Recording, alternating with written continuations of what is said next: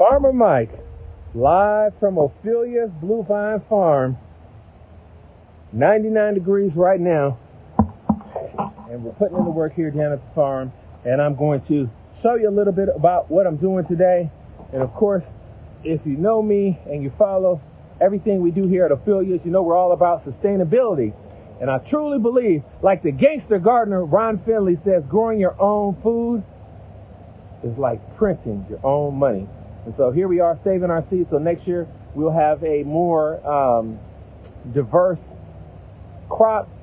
We'll have an actual better crop. It'll be more acclimated to this particular soil, this particular area, Kansas City, Missouri. And so what I'm doing right now is I have some corn, okay? And so you can see this is the corn right here. And this was some of the best corn that we had, and we didn't really, we didn't spray anything on it or anything like that. And as you can see, a worm got in this one and started going to Munchtown. But I'm just going to cut that off. I'm going to take it out of the husk, cut that off there. Get rid of that. Take it out of the husk. And then we're going to let it finish. We're going to let it finish drying out. That's simple. And next year, these will be the seeds that we'll plant. This is watermelon seeds right here. We've been looking for this particular variety for over 6 years right there. That's an old school Amish type variety. And it's open pollinated, which meaning that we can plant this out and have this true to type. And so this is a great watermelon we saved the seeds from. And now this is the final step. I'm going to take this out of here and we're going to let it dry out, and then we're going to put it in the envelope.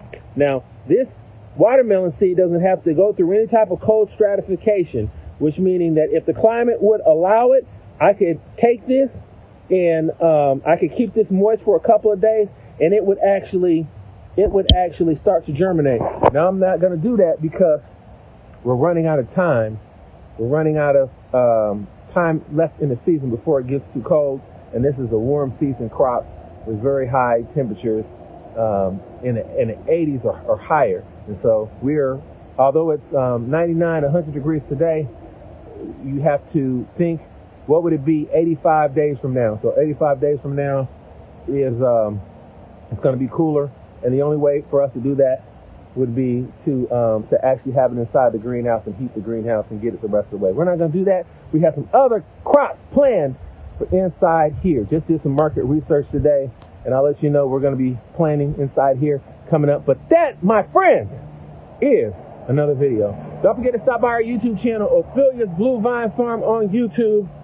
We have over 300 videos, all dedicated to urban farming. I hope you enjoyed this video, and I hope you're thinking about growing your own food next year or even this year. And I hope this inspires you. I'm going to come down here and I'm going to end this video out. We're pulling some grapes off of the vine right here. And oh yeah, let's see. Let me get a nice juicy cluster right here. You know, I planted an abundance of food for us. So many people. Oh, I just dropped them. Oh, dropped them. All right. There we go. Oh, I got a leaf right there. Pull that off. Fresh organic grapes right off the vine. You have to experience it for yourself. So good. So good. All right. What do brothers say? It definitely takes a man to come up with something like this. And shout out to my frat brother Yusuf, who's watching right now. You got to come through Kansas City. You got to visit. I think next week we have some more grapes coming on, some Concord grapes, and I think me and the kids will do a video where we'll make some wine. So I haven't made any wine in a couple of years. If you got a bottle of that wine for me, or as Kia would say, hooch, Mike, what did you make? It's aged well.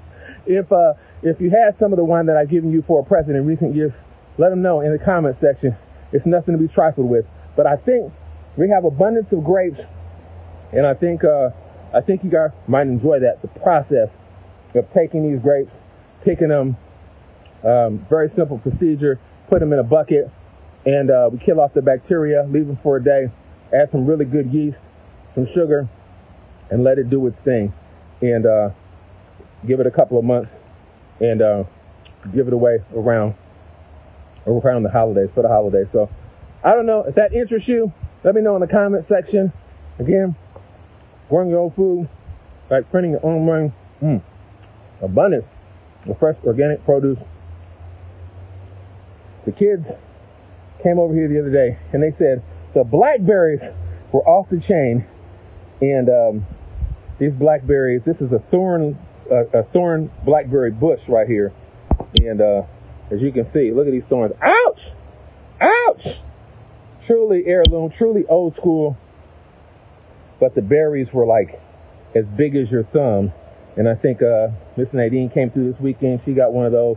There's some more on the other side, and I'm gonna go through and pick some of those, enjoy some of those, because they just have an incredible flavor, and nothing like an old school variety of thorn blackberries.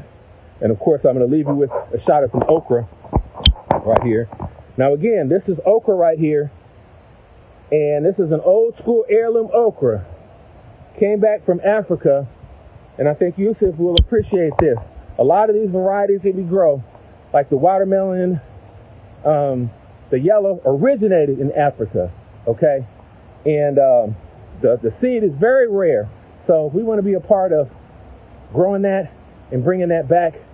This old heirloom okra is another variety that we're growing exclusively at Ophelia's Bluevine Farm. And I'm going to show you some okra from last year and the previous year. And this is okra dried out. Taking it off this tub right here. So, all right. So this is okra that's dried, okay? And if I were to open one of these pods right here, Yusuf, each one of this is okra seed.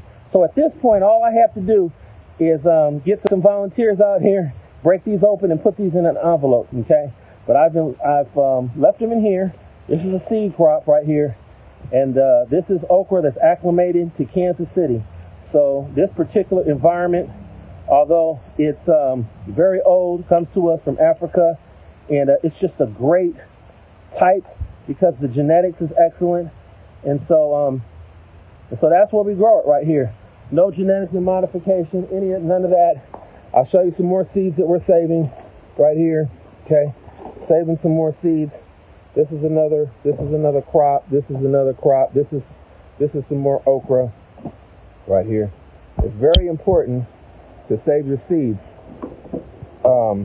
I can't stress that enough, because a lot of these varieties are getting harder and harder to even get. Okay. But the beauty about these old school types that are hundreds of years old means that you can plant these, and every year you can have it true to type. So every year you can have it true to type. Also got another green right here, Jamaican callaloo. It's in every Jamaican dish right here. And it's an amaranth, and it grows really well here in the Midwest. And I'm going to show you, actually, come over here. And this plant is probably 4 feet tall right there. So there it is right there. It grows really well. The chickens love it as well to eat it. It's packed with nutrients. I did a video last week. Go to our YouTube channel, Ophelia's Bluevine Farm on YouTube, and you can see Jamaican callaloo. And I have in the description all of the breakdown of the nutrients. And you know, the plants love it when they start to eat it. And I didn't know that the chickens actually love this as well. But I'm going to show you this one more time really quick, because this is probably one of the best plants overall to grow, Jamaican callaloo. The seed was really hard to get by, and I got it a couple years ago, and I saved it. But look at this plant right here. It grows very aggressively. It's a great green, like a spinach to saute. And imagine if you have this in a field and you grow it and you till it in, it's putting nitrogen into the soil. So that's one of the, it's an incredible plant. And and I just love growing it.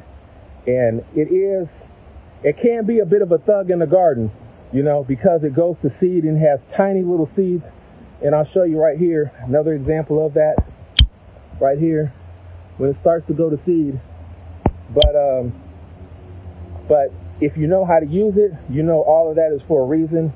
And it is this will be great in a cut and come again situation, and the chickens love it. So if you're looking for an alternative to chicken feed, I would really recommend growing this plant. It's called Jamaican Callaloo, and you cut it and it comes back very aggressively, but that's a good thing. I'll show you it one more time. Right there. Okay, so let me know if you want to see us make some wine. We got plenty of grapes still left in the greenhouse. In fact, I'll go over here and I'll pick some live for you. And so the longer the grapes stay on the vine, the sweeter they tend to be. And so that's great for the winemaking process. These grapes are about 3 months ahead of anything, the ones outside, because in here it's protective. You know, haven't sprayed anything on these grapes. These are seeded grapes. What that means, so good. What that means, you hear that crunch. Seeded grapes have health benefit for you, and you can plant this seed and you'll never have to buy another grapevine like this. So very productive. It's a seeded grape. You hear that crunch, and it's got a lot of health benefits for you as well. So we gotta love that. And so many grapes. I'm just walking. I think we will do a wine because, you know, they're everywhere. Really, we don't sell the grapes. We give them to people who come down. We sell the other stuff, but so they have the experience, because so many people don't know what real food tastes like. So many people only know about fake food. You know, we did that video with PBS maybe a month ago, and that video on their Instagram, that clip has got about 6 million views, and that's because people can't believe that they've been bamboozled and they're buying fake food, and they wonder why they have so many health issues and health problems. I'm going to end with a can of beets. Found this food everywhere. I'm going to end with a can of beets. I'm going to show you. Okay? Got these beets from my local big box store. Look at the label on the back. I'm going to hold it for a second. Let's see. It says, contains a bioengineered food agent, product of Spain. And then it also goes on to say, consuming this product can expose you to chemicals, including lead, which are known to the state of California to cause cancer, birth defects, and other reproductive harm. For more information, go to p65warningsca.gov. That's food. You know, they call it food, but it's not really food. So, you know, we have to wake people up. And so if you go to our YouTube channel, you can see Bob and me in the field in Edwardsville. There's 30 acres over there, and we have planted beets. And I love beets as well, because the beets here, you can actually stay in the ground a very long time. So we were close to December and still had beets in the ground. Of course, we want to pull them. We want to pull those beets before the frost hits it, just like sweet potatoes. And we have some sweet potatoes as well, rows and rows of sweet potatoes coming out. We'll take our sweet potatoes out and we won't wash those. So our sweet potatoes are going to last you all year. They're going to last you all year because of the variety. It's a Beauregard variety, old test and true variety, and disease-free seed. Some great soil, once farmed by the Potato King of Kansas. So we're doing a documentary with PBS right now, and that documentary will be out in Black History Month. Look for that. It's on a farmer called Junius Groves, and he was the Potato King of the world. Story about him is he was born a slave, got his freedom, and he walked to Edwardsville, Kansas, and he had just about 50 cents in his pocket, and he actually amassed an empire. He's in Booker T. Washington's book. There's a whole chapter on him, and how as a Negro he just had this incredible thinking, and and he held over 2,000 acres. He figured out how to grow more potatoes than anyone in the United States at that time, so much that the railroad put a spur through his property. Now, the end of his story, the end of his life, is kind of a mystery because he dies, and then shortly after that, his wife passes away 1 year later. And then the whole business kind of just dissolved. So it'll be interesting to see how the documentary turns out as I'm going through this investigative process. And it's really interesting. We know that he was set up as a corporation, and the way he was set up, corporations don't just go out of business. But he was a black man, you know, I guess at the wrong time, and I'm sure that wealth was stolen from him. These are the same things that you still see today: the theft of black wealth in inner city areas, like, you know, where we are here. But that's it's interesting to see that that is still going on today. But as we look at that film, as we explore that film on PBS, I think it's going to be really eye-opening. We went out, I won't give away everything, but we went out to where we believe he's buried, and here is a man who had built 3 mansions and is buried in an unmarked grave, no tombstone. It's just terribly sad. So we're going to do what we can do to rectify the situation, to find out what happened actually to his land, and do what documentaries do, help to bring awareness to this agricultural pioneer. He would be the black version of a Henry Ford or Alexander Graham Bell, along those lines. Truly brilliant, very diversified. I was able to look at some of his literature through some researchers have been doing some very wonderful investigation, pulling old newspaper articles, pulling old documents and whatnot. And I was actually able to look at that from a farmer's perspective and break down how he was doing a lot of that stuff.